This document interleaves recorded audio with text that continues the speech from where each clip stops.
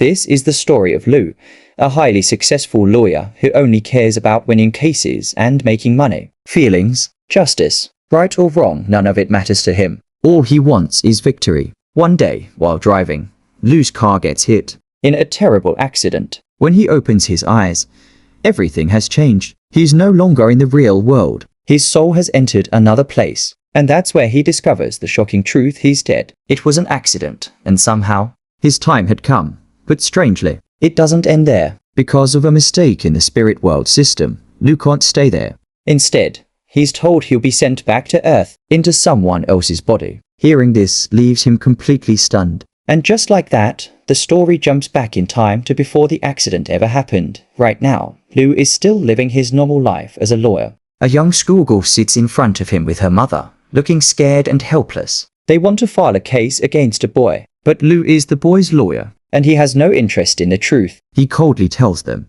"You'll never win this case. There's too much evidence." Then he goes even further, warning them that if they file the case, their daughter will be defamed, and no one will respect her. He even threatens that if his client files a counter case, they won't have the money to fight it. Terrified and already struggling financially, the mother and daughter lose hope and quietly walk away.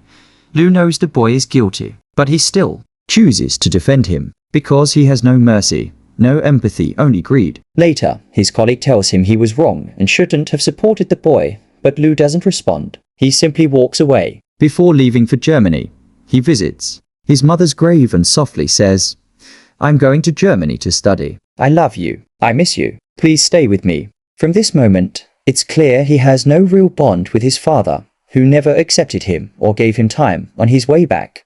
Everything changes again. He gets into a horrible car accident, and in the next moment, he finds himself standing in a massive, strange hall filled with counters and long lines of souls waiting. Confused, he asks a girl at a counter what this place is. She calmly replies, "This is the fortune counter. People come here after they die."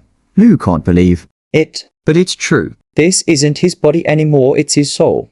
Soon, he's taken to meet the director, who tells him there's been a mistake. It wasn't his time to die yet. They were supposed to bring someone else, a woman who also has the name Lou and lives nearby. Somehow, they mixed things up. The director assures him they'll fix it and explains that he'll be sent back. But into that woman's body, he'll keep his own memories. But he'll have her face and her life. She's going to have an accident that day, and when her soul leaves, Lou will take her place. Confused and overwhelmed, Lou doesn't argue. He doesn't really have a choice. The next morning, he wakes up in a completely new life. He opens his eyes and realizes he's lying next to a man, his husband. Then it hits him. He has 2 children, a family, people who love him. Looking around the house, he understands that this woman is a full-time housewife with no career at all. After dropping his son at school, Lou rushes to his old law firm, but no one recognizes him. Not even his own colleague. That's when reality sinks in. There's no going back. Frustrated and trapped, he thinks, "I don't want this life," and in desperation, he steps in front of a moving car, but the driver sees him and swerves away just in time. Shaken and confused, Lou stands there, lost.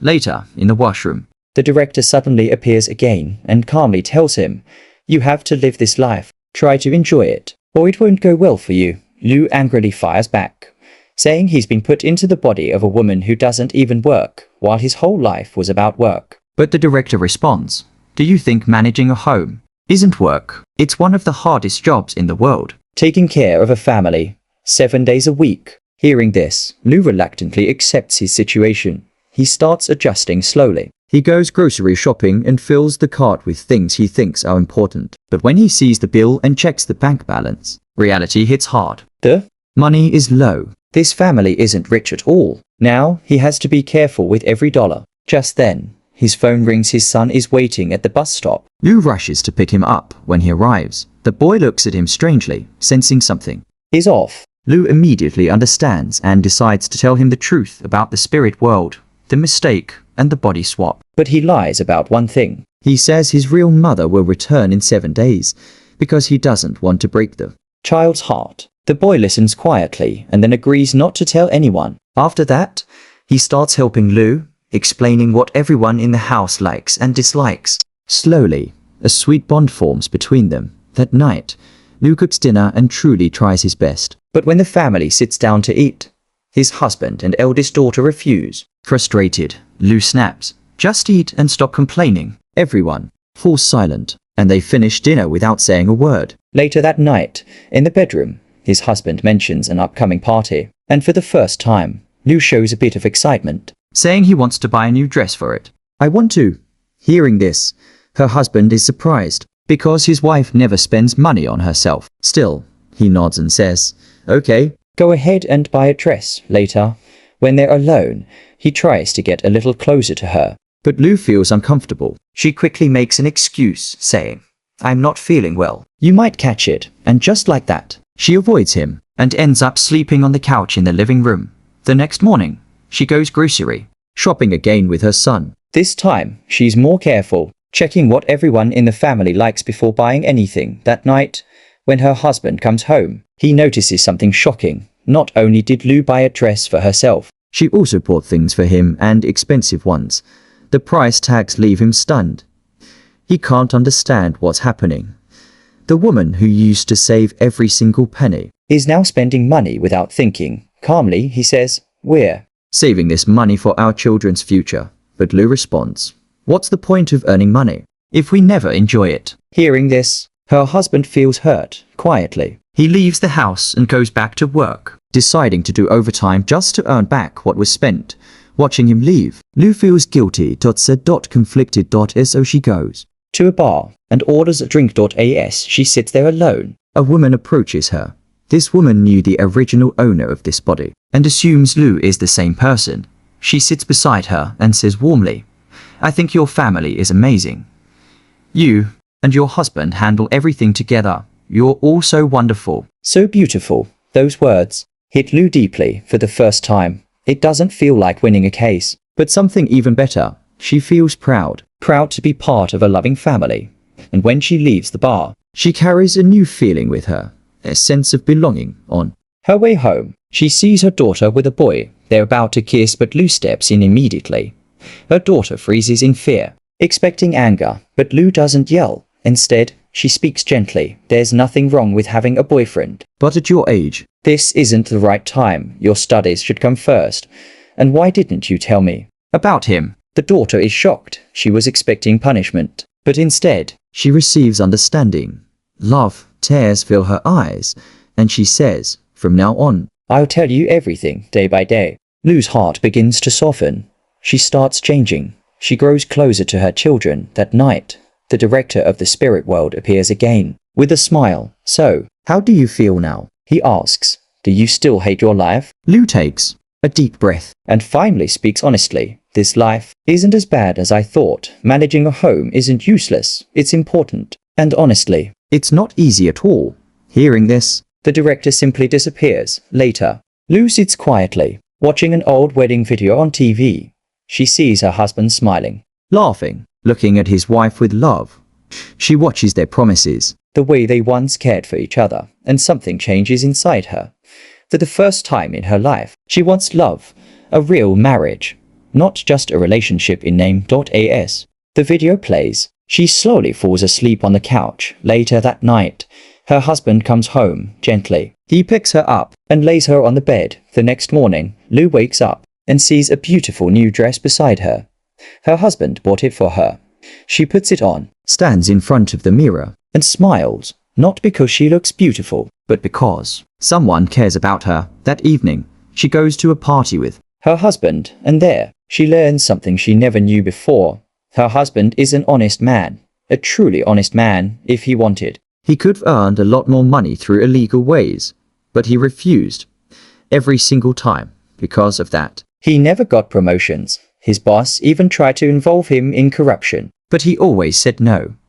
Hearing all this, Lou feels proud of him. She encourages him, saying, "If something is wrong, you should speak up. Don't stay silent. Stand up for yourself." Motivated by her words, her husband confronts his boss in front of everyone, but the boss doesn't respond politely. Instead, he insults Lou publicly. That's it. Her husband loses control. Years of frustration, anger, pain, everything explodes at once. He shouts loudly, "Shut up. You're earning money illegally. You lowlife. Everyone hears the truth. The boss is humiliated, furious, and storms out of the party for the first time. Lou's husband feels free, lighter, and he knows that courage came from Lou. After that night, their relationship begins to grow. They spend time together, go for walks, laugh, even enjoy a real date night for the first time. They feel like a true couple. But then, something unexpected happens. One night, after returning home, they hear crying coming from their daughter's room. Both of them rush in and freeze. Their daughter has a bruise on her face. Lou immediately tells her husband to step outside. She wants to talk to her alone. As soon as he leaves, her daughter breaks down in tears. Through her tears, the daughter finally tells the truth. My boyfriend tried to force himself on me. When I resisted, he hit me. Lou feels her heart shatter, but what she doesn't realize is that her husband heard everything. He's devastated, furious, and, without saying a word, he walks out of the house that very night. He goes to the boy's house and beats him badly. The next day, the boy's family files a police complaint, and soon, Lou and her husband are taken to the police station. There, the boy sits confidently with his family and an expensive lawyer by his side, and in that moment, it all feels familiar. This is the same situation Lou once created for others. A world where the guilty are protected and the innocent are silenced. All those memories come rushing back. Everything she's done, every wrong she ignored. She walks into the bathroom and completely breaks down, tears streaming down her face. For the first time, she truly understands the pain she caused, but this time, she doesn't run away. She wipes her tears, walks back, and stands tall. She's not the same cold-hearted lawyer anymore. Now, she's a mother, a woman who wants justice with courage and clarity. She begins exposing the lies of the boy's family. This time, she uses her skills the right way. She pressures them, just like she once did to innocent people. But now, it's for the truth. Frightened, the boy's family backs down. They withdraw the complaint and apologize. When Lou returns home, her daughter is still shaken. She says, "I'll never trust any boy again." Lou sits beside her, gently, and says, "Just because you met the wrong person doesn't mean everyone is bad. Don't let one person harden your heart." The daughter listens quietly, then hugs her tightly. Day by day, the house begins to change. Her husband starts smiling more. Her son stays close to her. Her daughter shares everything openly. Love finally fills the home for the first time in her life. Lou feels something real. Love, family, belonging, happiness. Now, she's not just living.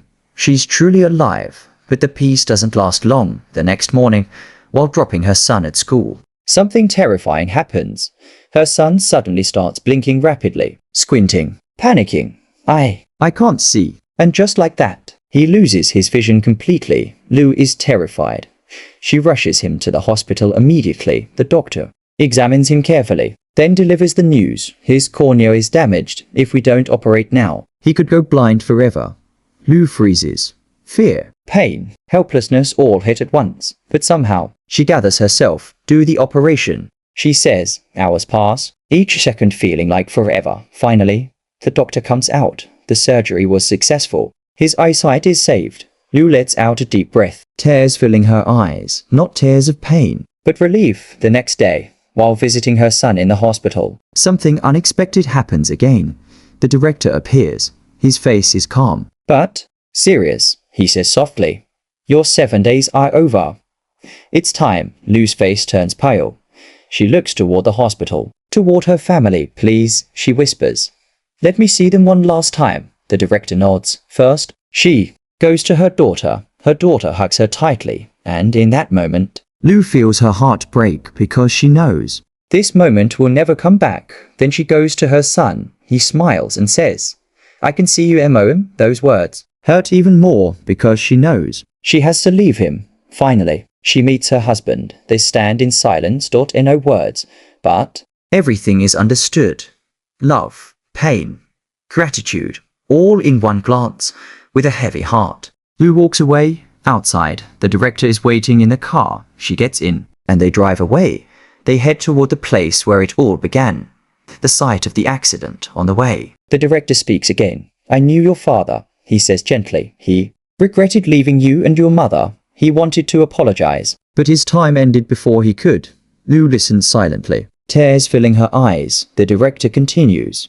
You've held onto that pain for years. If you can, let it go. Your father kept waiting for a chance to ask for forgiveness. Lu says nothing, just listens, and then, as they reach the accident spot, another crash.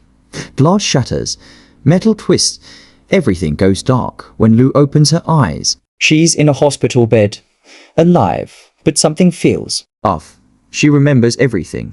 The family, the love, the laughter, the pain. It all felt so real. She immediately rushes to the hospital, the one where her son had surgery, but after checking the records, the receptionist says, no child with that name had surgery here. Lu's face goes cold. She runs to the house, the one she lived in for 7 days, but now another family lives there.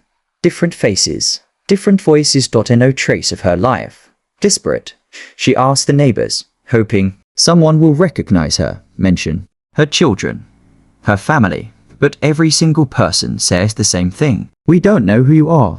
No such family lives here. We've never seen you before. Hearing this again and again, the truth slowly sinks in. Those 7 days, that family, that love, none of it existed in this world. Maybe it was just a dream, a hallucination, while she was in a coma. But even if it wasn't real, it changed her. Forever. In that moment, Lu finally understands how to live. She's not that cold, heartless lawyer anymore. That version of her is gone. A few days later, she returns to her law office. She walks up to her colleague and in a firm voice says, do you remember that case from last week? The guy we defended. I want it reopened. I have evidence. I know the girl was telling the truth. This time, we fight for her and her mother. Her colleague is shocked because this isn't the Lu they knew. This is someone new. Someone who finally understands justice after recovering. Lu decides to move in with her sister and her young niece. Now she truly understands the value of family. She helps with daily chores, plays with her niece, spends time with her sister, and for the first time, she feels peace. A kind of peace she's never felt before. One evening, she's looking through an old family photo album. She stops at a picture of her parents, and suddenly, something clicks. Her father looks exactly like the director she saw. In that dream, in that moment, everything becomes clear. It wasn't just a dream. Her father's spirit came to her. To guide her. To save her. To apologize. Just then, her niece walks over and asks, is that your mom and dad? Lu smiles softly. Yes, the little girl asks again.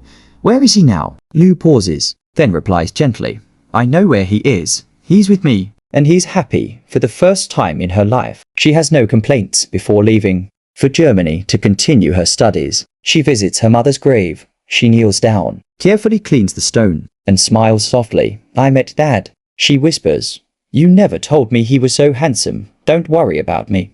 I'll be back soon, and I'll bring your favorite wine too. She places flowers and quietly walks away on the flight to Germany. Fate has one more surprise waiting for her.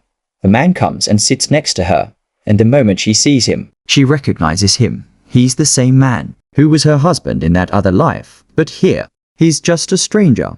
He looks at her, surprised. Lu, you recognize me? Then he smiles and says, we were in the same class. I used to sit 2 rows behind you. As they talk, he adds, I actually liked you back then. Don't you remember? I even proposed once. Lu smiles, remembering how distant she used to be, always alone, always cold. As the conversation continues, the man says honestly, I started a business, but it failed. Now I work a regular job, but now money doesn't matter to Lu the way it used to.